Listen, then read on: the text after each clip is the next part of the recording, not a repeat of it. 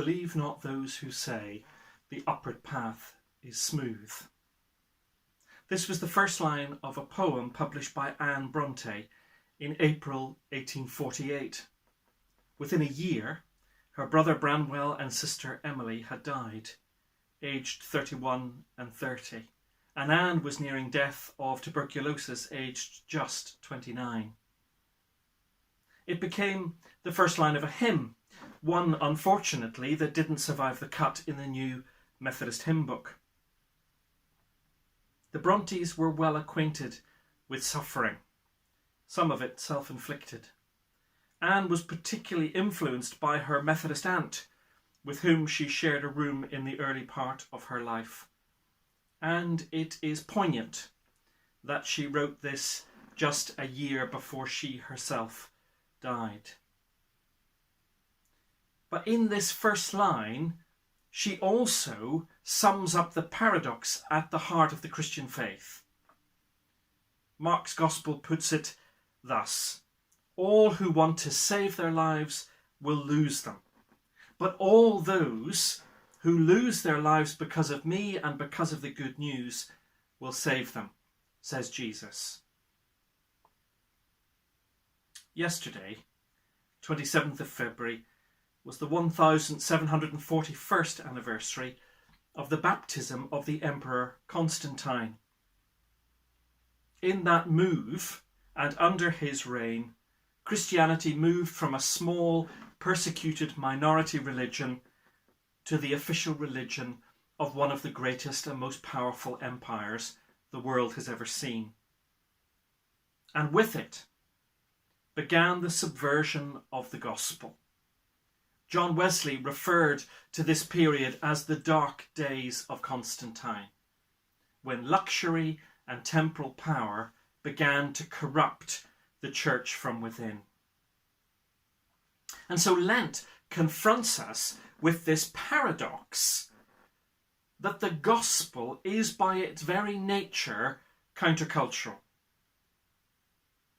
A cursory glance at church history over the last period since the time of Constantine will show that there is a consistent tension between what might best be described as comfort religion and the prophetic tradition of which Jesus speaks in this reading from Mark. Last week, the lectionary asked us to contemplate and reflect on the temptation of Christ after his baptism. Those temptations for him to be a great provider, a wonder worker, or a power broker. And yet he rejected them all. And in rejecting each of those ways to be the Messiah, Jesus also rejected the idea that the ends ever justify the means. For Jesus and for the early Christians who first heard these words from Mark's Gospel, taking up the cross was not a metaphor. They knew all too well the realities of persecution and martyrdom because they had chosen to follow this wandering rabbi from Galilee. But it is not spiritual masochism. Taking up the cross is not about putting up with suffering for suffering's sake. Taking up the cross is about discernment and decision making in every aspect of our lives. How do we choose the paths we take? What criteria inform our choices? Do we seek always the path of least resistance?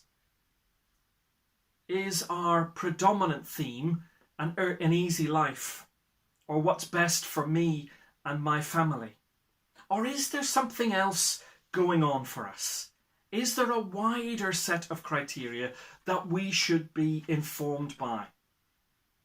Taking up the cross is a daily decision for discipleship, embodying gospel values in the way that we shop and work and learn and engage with others. Charles Wesley once said, to eat and sleep, to buy and sell to the glory of God, that is your spiritual worship. It is a recognition that the gospel envisions not just a slightly better version of the current status quo or the world that we live in. Not simply to shave off the hard edges or to be philanthropic towards those who are losing out in the race of the world. We are part of a movement that seeks a radical transformation of life. It is profoundly revolutionary. The last shall be first, the first last.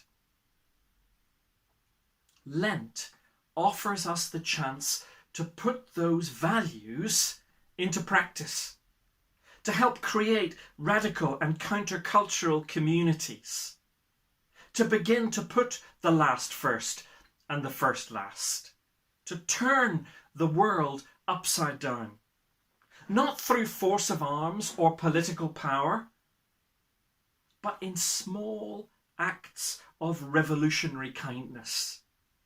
Each one a defiant challenge to a culture that is dominated by individualism, consumption, and success. The revolution begins today.